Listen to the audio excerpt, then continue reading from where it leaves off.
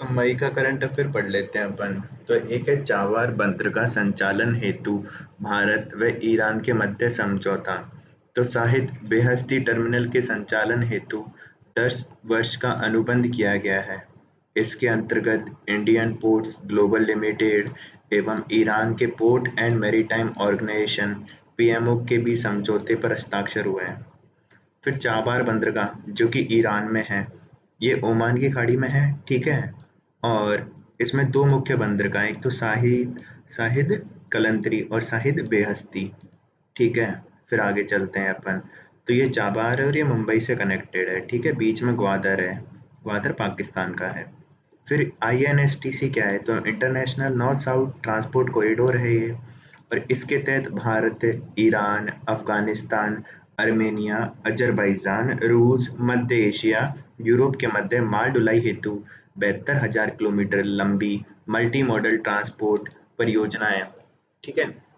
फिर महिला हिंसा के विरुद्ध यूरोपीय संघ का पहला कानून पारित हो गया है, जिसमें 27 देशों के यूरोपीय संघ में महिलाओं को लिंग आधारित हिंसा, जबरन विवाह, ऑनलाइन उत्पीड़न आदि से बचाना है, ठीक है।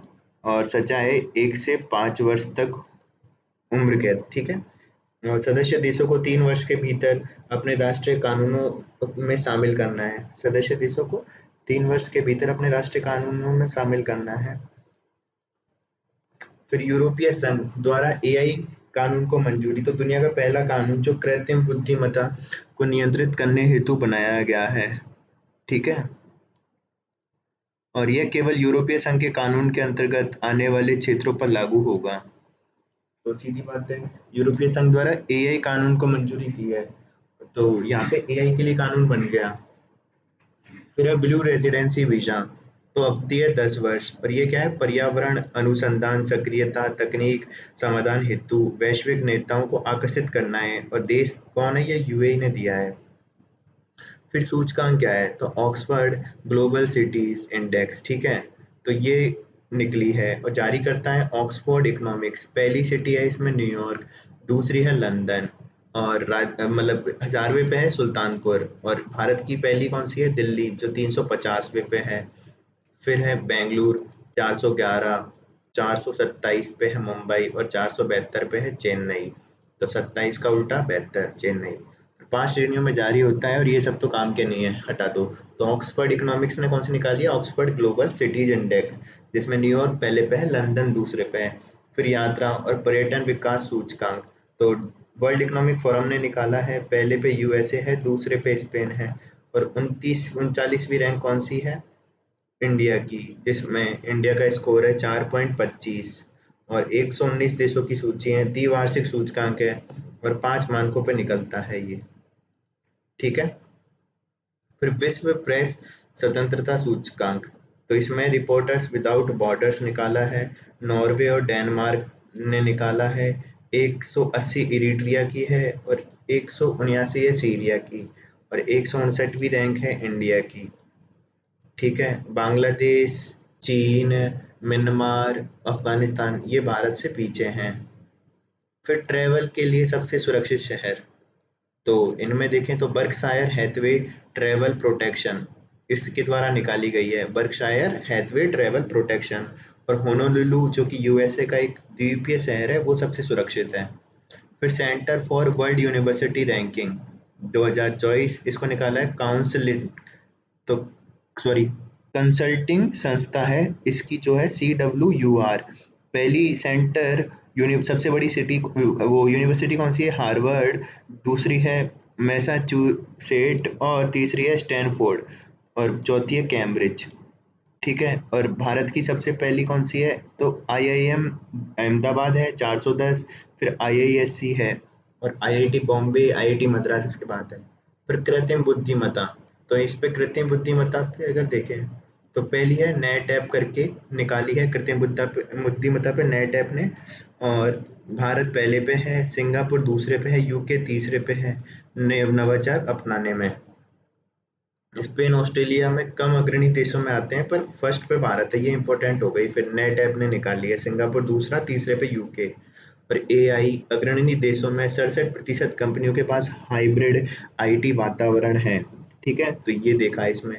फिर अगली रिपोर्ट है कुछ, तो वैश्विक जल संकट पर रिपोर्ट किसने निकाली है? विश्व बैंक ने इंडोनेशिया में आयोजित 10वें वर्ल्ड वाटर फोरम में जारी की गई है। और इसमें निष्कर्ष क्या है? शीर्षक क्या था? Water for shared prosperity. चीन और भारत में वैश्विक जनसंख्या का 36% निवास करती है, परंतु विश्व का केवल 11% जल है, जबकि उत्तरी अमेरिका में 5% जनसंख्या और 52% ताजा जल है, और 197 मिलियन लोगों के पास सुरक्षित पेयजल की कमी है। तो यहाँ से ये अपन को पता चल रहा है। फिर आगे चलें अपन, तो आगे देखते हैं सर्वाधिक कमाई करने वाले एथलीट की सूची। तो जारी करता है फोर्ब्स, और सबसे आगे क्रिस्टियानो रोनाल्डो, दूसरे पे हैं जॉन रेहम, और तीसरे पे हैं लियोन मेसी, और शीर्ष 50 में एक भी महिला एथलीट नहीं है, और 2019 के बाद ऐसा पहली बार हुआ है। फिर वर्ल्ड माइग्रेशन रिपोर्ट 2024 अंतर्राष्ट्रीय प्रवासन संगठन ने निकाली है। यह एक द्विवार्षिक रिपोर्ट है, 2 साल में एक बार। फिर इसमें क्या है, कुल 281 मिलियन अंतर्राष्ट्रीय प्रवासियों में से 117 मिलियन हिंसा के कारण प्रवास हुआ है, ठीक है। और 2022 में कुल विस्थापितों की संख्या 6.90 करोड़ है, जो 2021 से 60% अधिक है। 3.26 करोड़ आपदा के कारण, 2.83 करोड़ हिंसा के कारण। फिर सर्वाधिक विस्थापित हुए हैं यूक्रेन से 1.6 करोड़, और आपदा के कारण हुए हैं पाकिस्तान से। फिर सर्वाधिक प्रवासी छात्र एशिया से आते हैं, जिसमें पहले में जा रहे हैं वो यूएसए में, दूसरे में ब्रिटेन में, और तीसरे में ऑस्ट्रेलिया में। फिर इसी रिपोर्ट में रेमिटेंस यानी धन प्रेषण है, जो कि सर्वाधिक रेमिटेंस प्राप्त करता देश फर्स्ट भारत है, दूसरे में मैक्सिको है, और तीसरे में चीन है। 100 मिलियन के आंकड़े तक पहुंचने वाला पहला देश है भारत, ठीक है। फिर भारत विश्व में सबसे बड़ी संख्या में अंतर्राष्ट्रीय प्रवासियों का मूल स्थान है, लगभग 18 मिलियन है, ठीक है। और भारतीयों का सर्वाधिक प्रवास होता है यूएई में, फिर यूएसए में, और फिर है सऊदी अरब में। फिर नेपाल में जनसंख्या वृद्धि की रिपोर्ट है, तो ये अपने काम की नहीं है, इसको हटाओ। फिर विश्व के सबसे अमीर शहरों की रिपोर्ट आई है, तो world wealth new world wealth और हेनले पार्टनर्स ने निकाली है ये। न्यूयॉर्क सिटी पहले पे है, दूसरे पे है खाड़ी क्षेत्र यूएसए का, और तीसरा है टोक्यो का, जापान जापान का टोक्यो। फिर भारत की देखें तो मुंबई है 24वें स्थान पे, और दिल्ली है कौन से 37वें स्थान पे। फिर धार्मिक अल्पसंख्यकों की हिस्सेदारी, एक क्रॉस कंट्री विश्लेषण हुआ है, जिसमें जारी करता है प्रधानमंत्री की आर्थिक सलाहकार परिषद EAC-PM, और 1950 ईस्वी से 2015 के बीच हुए हैं सबसे ज्यादा। और उसमें देखते हैं हिंदू आबादी का कितनी 7.82% कम हो गई है। फिर मुस्लिम आबादी 43.15% की वृद्धि कर गई है। जैन समुदाय 0.45 से घटकर 0.36% हो गई है।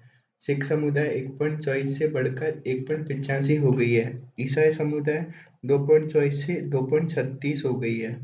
और पारसी समुदाय 85 से गिरावट आ गई है, 85% की गिरावट आ गई है पारसी में। फिर मालदीव को छोड़कर सभी मुस्लिम देशों में मुस्लिम बहुसंख्यक देशों में बहुसंख्यक धार्मिक संप्रदाय की हिस्सेदारी में वृद्धि हुई है, यानी मुस्लिमों की वृद्धि हुई है। फिर अटकामा वेधशाला तो चिली में है, दुनिया की सबसे ऊंची खगोलीय वेधशाला है, और इसमें दो उपकरण है, एक तो स्विम्स है और एक है मिमीजुकू, जो आकाशगंगा के विकास को समझने और ग्रह निर्माण तथा पदार्थों की उत्पत्ति का अध्ययन में उपयोगी है। कौन से? स्विम्स और मिमीजुकू। फिर सीता एलिया क्या है? श्रीलंका का एक गांव है, जहां सीता अम्मन मंदिर में देवी सीता की नई मूर्ति की प्राण प्रतिष्ठा की गई है। सीता एलिया ही अशोक वाटिका स्थल है। फिर आगे चले तो दुनिया का सबसे बड़ा हवाई अड्डा अल मक्तुम अंतरराष्ट्रीय एयरपोर्ट दुबई में है। फिर फिर आगे चले अपन, तो इसमें देखते हैं यूरोप के 3 देश फिलिस्तीन, जो कि यूरोप के 3 देश है, फिलिस्तीन को एक देश के रूप में मान्यता देती हैं। कौन कौन से ने? स्पेन, आयरलैंड और नॉर्वे। याद रखेंगे सिन सिन से। फिर अंटार्कटिका के ब्रिटिश क्षेत्र में तेल गैस के विशाल भंडारों की खोज हुई है। तो कौन से देश द्वारा? रूस के द्वारा। द्विपक्षीय संबंधों में उथल-पुथल के बावजूद भारत के पड़ोसी देश ने रुपए भुगतान सेवा को स्वीकार कर लिया है। किसने? मालदीव ने। फिर जिम्बाब्वे ने देश में चल रहे मुद्रा संकट को दूर करने के प्रयास हेतु लॉन्च की गई मुद्रा कौन सी है? GIG, Zimbabwe gold. फिर इराक द्वारा समलैंगिक संबंधों को अपराध की श्रेणी में रखने वाला कानून पारित किया गया है और उसकी सजा है 15 वर्ष।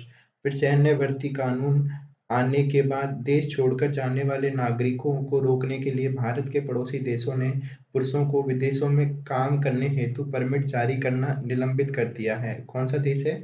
म्यांमार में।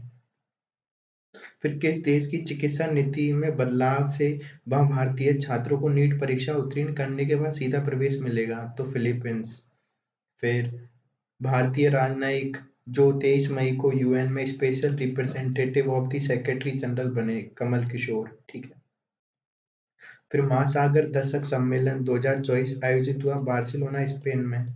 और विश्व delivering the science we need for the ocean we want. तो क्या है इसकी विषय? Delivering the science we need for the ocean we want. फिर हिंदी रेडियो प्रसारण किस देश ने शुरू किया है? तो कुवैत ने किया है। वेनेजुएला का अंतिम ग्लेशियर कौन सा है? हैम्बोल्ट ग्लेशियर, जो कि अब समाप्त हो गया है। फिर ऑपरेशन है कुछ, तो अभ्यास साइबर सुरक्षा 2024, तो इसमें CDS अनिल चौहान ने भाग लिया है और साइबर सुरक्षा के विभिन्न हितधारक इसमें शामिल हुए हैं। फिर एक शक्ति, तो भारत के फ्रांस के बीच संयुक्त सैन्य अभ्यास है। कहाँ हुआ ये? उमरोई, मेघालय में। शुरुआत हुई थी इसकी 2011 में और 2024 में इसका 7वां संस्करण था। तो शक्ति भारत और फ्रांस के बीच सैन्य अभ्यास है। फिर है राष्ट्रीय समसामयिकी, तो विभिन्न पहले और स्थापनाएं तो प्रगति 2024। प्रगति क्या है? Pharma research in Ayurgyan and techno innovation, तो केंद्रीय आयुर्वेदिक विज्ञान अनुसंधान परिषद द्वारा आयुर्वेदिक दवा उद्योग से सहयोग बढ़ाने एवं आयुर्वेद क्षेत्र में नवाचार बढ़ाने हेतु प्रगति है। फिर सेल क्या है? भिलाई स्टील प्लांट द्वारा पहले फ्लोटिंग सोलर प्लांट की स्थापना की गई है। स्थिति इसकी मरोदा एक जलाशय दुर्ग छत्तीसगढ़ में है। क्षमता है 15 मेगावाट और लक्ष्य है नवीकरणीय ऊर्जा में योगदान से 28,330 टन में। फिर आगे है नागालैंड में कोहिमा शांति स्मारक एवं इको पार्क की आधारशिला रखी गई। कहाँ पे? नागालैंड में। द्वितीय विश्व युद्ध की स्मृति में जापान सरकार के सहयोग से लड़ाई थी अपन ने, ठीक है यहाँ पे। और फिर पुणे में संविधान पार्क का उद्घाटन किया जिसे भारतीय सेना एवं पुनीत बालन ग्रुप ने विकसित किया है। पुणे में संविधान पार्क। फिर भारतीय सेना द्वारा 2 बख्तरबंद टैंक मरम्मत सुविधाएं स्थापित की गई हैं। कहाँ पे? एक तो न्योमा में और डीबीओ सेक्टर में। तो विश्व का सबसे ऊंचा युद्ध क्षेत्र है पूर्वी लद्दाख में। कौन सा? न्योमा या डीबीओ सेक्टर।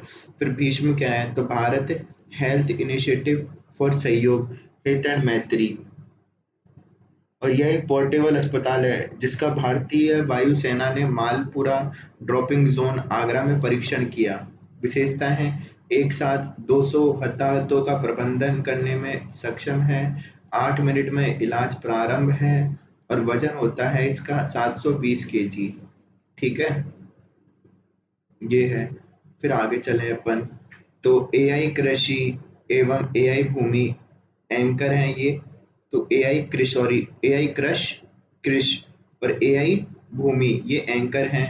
तो डीडी किसान 2 एआई एंकर लॉन्च करने वाला पहला सरकारी चैनल बन गया है।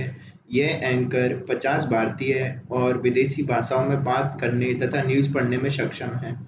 फिर यूएनडीपी एवं पशुपालन एवं डेयरी विभाग के मध्य एमओयू हुआ है जिसमें भारत में वैक्सीन, कोल्ड चेन प्रबंधन, क्षमता निर्माण, संचार योजना के डिजिटलीकरण को बढ़ावा देना इसका कार्य है।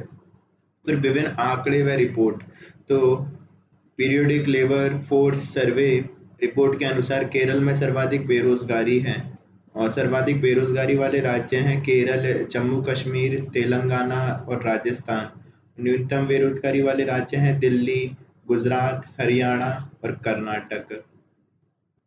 फिर आगे देखें अपन, तो आगे है कि अरे यार आगे क्या है, आगे है राष्ट्रीय पिछड़ा वर्ग आयोग की रिपोर्ट के अनुसार सुप्रीम कोर्ट सॉरी ऐसी छात्र नामांकन में 44% की वृद्धि हुई है।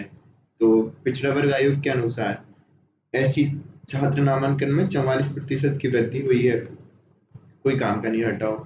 फिर विभिन्न दर्जे व मान्यताएं, तो memory of the world UNESCO में भारत की 3 पांडुलिपियां शामिल की गई हैं। कौन कौन सी? एक तो है रामचरितमानस जो तुलसीदास की है, पंचतंत्र विष्णु शर्मा की है, और एक है श्रेय हृदय लोचन जो कि है आचार्य आनंद वर्धन की। कौन सी? श्रेय हृदय लोक लोचन। मेमोरी ऑफ द वर्ल्ड कार्यक्रम के बारे में देख लेते हैं। यूनेस्को का एक पहल है और दस्तावेजी विरासत को मान्यता देने, जिस तरह यूनेस्को की विरासत संधि और विश्व विरासत सूची महत्वपूर्ण प्राकृतिक व सांस्कृतिक स्थलों को मान्यता देती है, वैसे ही दस्तावेजी विरासत को मान्यता के लिए। फिर तिरुवनंतपुरम हवाई अड्डा है केरल का, उसको जीरो वेस्ट टू लैंडफिल मान्यता प्राप्त करने वाला भारत का प्रथम एयरपोर्ट बन गया है। कौन सा? Zero waste to landfill, CII द्वारा इसको ये दिया गया है। फिर है भारत सरकार ने रत्न व आभूषण क्षेत्र को ऑथोराइज्ड इकोनॉमिक ऑपरेटर एईओ का दर्जा दिया है, ऑथोराइज्ड इकोनॉमिक ऑपरेटर का। फिर मैंगलोर अंतर्राष्ट्रीय एयरपोर्ट को एपेक्स इंडिया फाउंडेशन द्वारा प्लेटिनियम अवार्ड दिया गया है। कौन से को? मैंगलोर को। तो प्लेटिनियम इंडिया अवार्ड। फिर इंडिया स्किल 2024, तो राष्ट्रीय कौशल विकास निगम के द्वारा ये बताया गया है।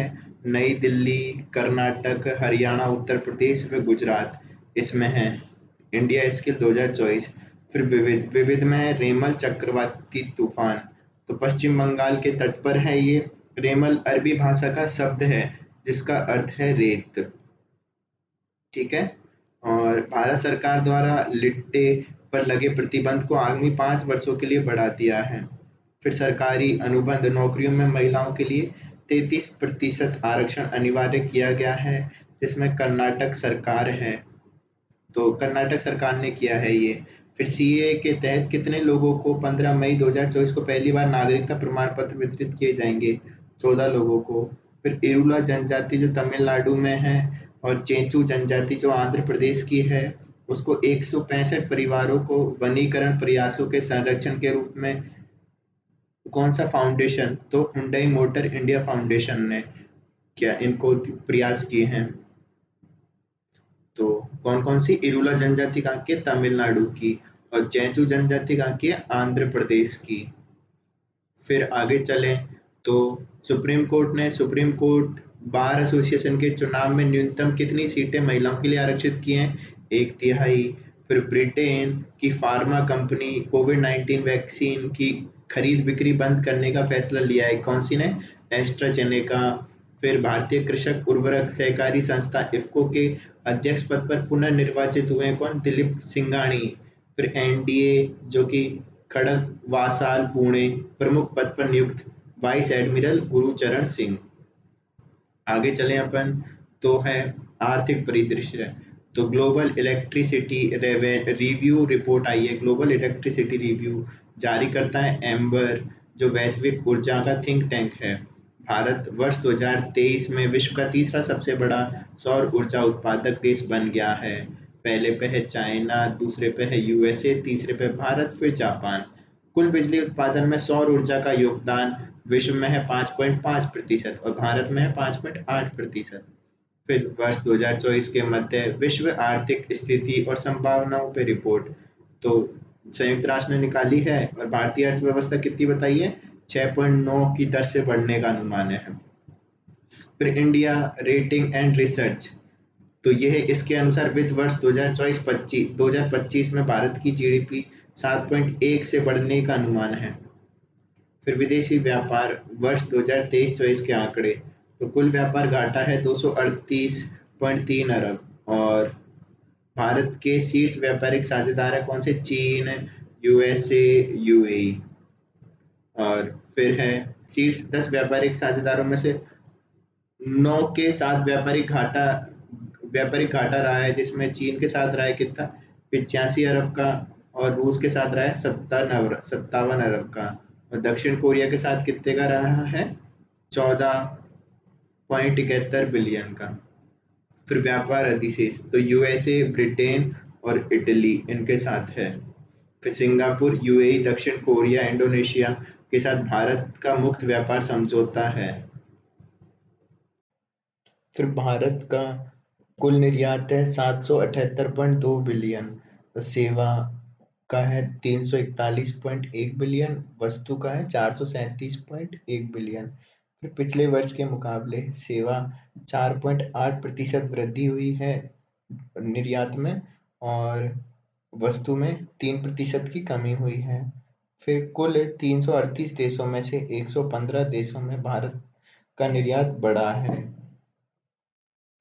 आगे चलें, सर्वाधिक वृद्धि हुई है रूस, रोमानिया और अल्बानिया में। फिर उत्पाद क्षेत्र में वृद्धि दर्ज की गई है, तो इंजीनियरिंग गुड्स, इलेक्ट्रिक गुड्स, फिर फार्मास्यूटिकल उत्पाद, कॉटन और हैंडलूम। ठीक है, तो ये हैं तो जिनमें वृद्धि की गई है, engineering goods, electric goods, pharmaceutical, cotton और हैंडलूम। फिर आगे चलें, समझौते देखें तो श्रीलंका और अडानी ग्रीन एनर्जी के बीच में हुआ है 20 वर्ष हेतु समझौता है 484 मेगावाट पवन ऊर्जा स्टेशन विकसित करने हेतु। फिर स्थिति है श्रीलंका का उत्तरी प्रांत पूर्वोत्तर क्षेत्र में अडानी ग्रीन एनर्जी द्वारा 442 मिलियन का निवेश किया गया है। फिर भारत में नेपाल में दोनों देशों के शीर्ष लेखा संस्थानों ने लेखा परीक्षा क्षेत्र में सहयोग एवं विशेषज्ञता आदान प्रदान करने हेतु समझौते पर हस्ताक्षर किए हैं। फिर भारत व नाइजीरिया में तो दोनों देशों ने local currency settlement system agreement को शीर्ष निपटाने पर सहमति दी है। फिर उद्देश्य देखें तो आर्थिक संबंधों में भारतीय रुपया एवं नाइजीरिया नायरा को बढ़ावा देना। फिर भारतीय तट रक्षक तो आईसीजी एवं हिंडाल्को इंडस्ट्री के मध्य देसी मरीन ग्रेड एल्यूमीनियम के विनिर्माण हेतु एमओयू हुआ है। फिर अन्य तथ्य देखें तो आरबीआई ने केंद्र सरकार को 2.11 लाख करोड़ के लाभांश हस्तांतरण को मंजूरी दी है, और अब तक का सर्वाधिक लाभांश हस्तांतरण है ये। आरबीआई एक्ट 1934 की धारा 47 के तहत हुआ है ये। फिर इंडियन ऑयल कंपनी ने 100 ऑक्टेन प्रीमियम ईंधन एक्सपी 100 की प्रथम खेप श्रीलंका को निर्यात की। फिर टीसीएस कंपनी ने पेरिस के ला डिफेंस क्षेत्र में global AI centre of excellence बनाने की घोषणा की है। फिर बजाज फ्रीडम 125 ये विश्व की पहली सीएनजी बाइक लाया है, और निर्माता तो बजाज ऑटो है। फिर वर्ल्ड स्टील एसोसिएशन के अनुसार अप्रैल 2024 में विगत वर्ष के मुकाबले कच्चे इस्पात उत्पादन में 3.9 की वृद्धि की गई है। सकारात्मक वृद्धि दर्ज करने वाला भारत एकमात्र देश है। विश्व के टॉप 5 कच्चे इस्पात उत्पादक देशों में से है भारत। फिर विज्ञान एवं प्रौद्योगिकी तो अंतरिक्ष प्रौद्योगिकी देखें, इसरो की उपलब्धियां हैं कुछ, जैसे PS4D 3D प्रिंटेड तरल रॉकेट इंजन का सफल परीक्षण हुआ है।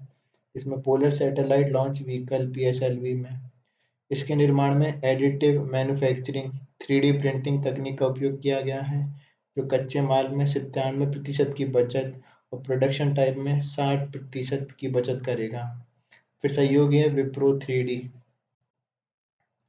फिर है semi cryogenic pre burner engine, तो इग्निशन का सफल परीक्षण हुआ है किसका, semi cryogenic pre burner engine. फिर उपयोग होता है इसका प्रक्षेपण यान MK3 में, और triethyl aluminide, triethylene boron और तरल ऑक्सीजन केरोसिन घटक हैं इसके। तो एल्यूमिनाइड, बोरोन, तरल ऑक्सीजन और केरोसिन। फिर यह 200 किलो न्यूटन का थ्रस्ट उत्पन्न करने की क्षमता रखता है। और आगे देखें तो मंगल ग्रह के वायुमंडलीय डायनामिक्स को समझने के लिए मार्स लैंडिंग मिशन की तैयारी की गई है, संभावित लैंडिंग 2031 में। फिर LUPEX lunar polar exploration Chandrayaan 4 ISRO और जापान का है, उद्देश्य है चंद्रमा की मिट्टी के नमूने एकत्र करना। संभावित लैंडिंग 2028 तक हो जाएगी। फिर चीन की कुछ उपलब्धियां हैं तो चांग ई 6 मून मिशन का सफल परीक्षण हुआ है। उद्देश्य है चंद्रमा के दक्षिण ध्रुव एटकेन बेसिन से नमूने एकत्र करना। घटक है लैंडर और ascender re entry module Pakistani orbiter. फिर अवधि है 53 दिन। प्रक्षेपण यान है लॉन्ग मार्च 5Y8। फिर शियान 23 उपग्रह। तो उद्देश्य है अंतरिक्ष पर्यावरणीय निगरानी हेतु। और प्रक्षेपण यान है लॉन्ग मार्च 4C रॉकेट। फिर अमेरिका का देखें तो आर्टेमस 3 मिशन 2 वर्ष 2026 में एस्ट्रोनॉट्स को चंद्रमा पर भेजने की योजना बना रहे हैं। फिर S73-7 IRCB। तो S73 infrared calibration balloon satellite का है। यह एक जासूसी सैटेलाइट है। 25 वर्ष पहले खो चुकी इस सैटेलाइट को यूएस स्पेस फोर्स ने पुनः खोजा है। फिर भारतीय मूल की अमेरिकी अंतरिक्ष यात्री सुनीता विलियम्स जून 2024 में अपनी तीसरी अंतरिक्ष उड़ान बोइंग स्टारलाइनर यान से भरेगी। फिर है स्पेक्यूलोस 3। तो पृथ्वी के आकार का खोजा गया ग्रह जिस पर सूर्य से भी अधिक विकिरण होने के कारण वातावरण समाप्त हो चुका है। तो स्पेक्यूलोस 3। फिर रक्षा प्रौद्योगिकी smart supersonic missile assisted release of torpedo. यह पनडुब्बी रोधी सुपरसोनिक मिसाइल प्रणाली है और उद्देश्य है भारतीय नौसेना की क्षमता वृद्धि, चीन को संतुलित करना। विकास डीआरडीओ द्वारा किया गया। परास है 643 किलोमीटर का। क्षमता है 20 किलोमीटर की रेंज वाले हल्के टॉर्पीडो का वितरण और 50 किलो का वॉरहेड। फिर FWD-200B। तो मध्यम ऊंचाई लंबी धीरज यानी कि लॉन्ग एंड्योरेंस का स्वदेशी मानव रहित बम वर्षक है। FWD-200B तो मानव रहित बम वर्षक है, मध्यम ऊंचाई और लंबी दूरी का। ठीक है। और इसकी पेलोड क्षमता है 100 kg। गति है 370 किलोमीटर प्रति आवर और 12 से 20 घंटे तक उड़ान भरने में सक्षम है। निर्माण करता है इसका flying wedge defence and aerospace technology. फिर अगली है एरोवाना पनडुब्बी। तो इसको Mazagon dock ship builder limited के 250वें स्थापना दिवस पर पनडुब्बी के प्रोटोटाइप का उद्घाटन किया गया है। फिर अगला हर्मिस 900 ड्रोन या फिर दृष्टि 10 ड्रोन। तो भारतीय सेना द्वारा पाकिस्तानी सीमा पर तैनात किया जाएगा। उद्देश्य है निगरानी क्षमता बढ़ाना और इसको अडानी डिफेंस सिस्टम द्वारा अनुबंध के तहत इसराइल से आपूर्ति की जाएगी। हर्मिस 900 ड्रोन की, दृष्टि 10 ड्रोन की। फिर फुजियान क्या है? तो फुजियान है चीन द्वारा निर्मित एडवांस एयरक्राफ्ट कैरियर। विशेषता है डिस्प्लेसमेंट 71,875 टन का, लंबाई है 361 मीटर, 60 से 70 लड़ाकू जेट एक साथ ले जाने की क्षमता है। अमेरिका से बाहर निर्मित सबसे एडवांस एयरक्राफ्ट कैरियर है। कौन सा? फ्यूजियान। फिर ग्लाइड फेस इंटरसेप्टर प्रोजेक्ट। तो यूएसए जापान की संयुक्त परियोजना है। हाइपरसोनिक हथियार को रोकने में सक्षम मिसाइल के निर्माण हेतु है। फिर RSM-56 बुलावा तो रूस की नौसेना में शामिल न्यूक्लियर मिसाइल है। फिर R21 मैट्रिक्स-M। सीरम इंस्टीट्यूट ऑफ इंडिया ने अफ्रीका को इस मलेरिया वैक्सीन की पहली खेप भेजी है। WHO के अनुसार 2022 में मलेरिया से कुल मामलों में 94% और कुल मौतों का 95% हुआ है अफ्रीका क्षेत्र से। फिर मलेरिया की पहली वैक्सीन RTS S01 है। फिर वेस्ट नाइल बुखार तो कारण है West Nile virus, single standard RNA virus. वाहक है क्यूलेक्स मच्छर। लक्षण है वायरस संक्रमण, बुखार, सिर दर्द। और भारत में केरल में इसके मामले सामने आए हैं। ठीक है। फिर है समितियां तो राजस्थान से संबंधित विधानसभा अध्यक्ष वासुदेव देवनानी द्वारा 15 समितियों का गठन। ठीक है, देख लेते हैं। नियम समिति वासुदेव देवनानी, सदाचार समिति हरीश चौधरी और स्थानीय निकाय और पंचायती राज संस्थाओं संबंधी है हरी सिंह रावत, विशेषाधिकार संबंधी है पुष्पेंद्र सिंह, अधीनस्थ है अनीता बदेल। याचिका समितियां हमीर सिंह। सरकारी आश्वासनों की समिति है जितेंद्र कुमार गोठवाड़। प्रश्न संदर्भ समिति है संदीप शर्मा। पर्यावरण संबंधी है दयाराम परमार। पुस्तकालय समिति की है सुरेंद्र सिंह राठौड़। प्राकलन समिति के अर्जुन लाल। ख है कृपलानी जी श्रीचंद्र कृपलानी।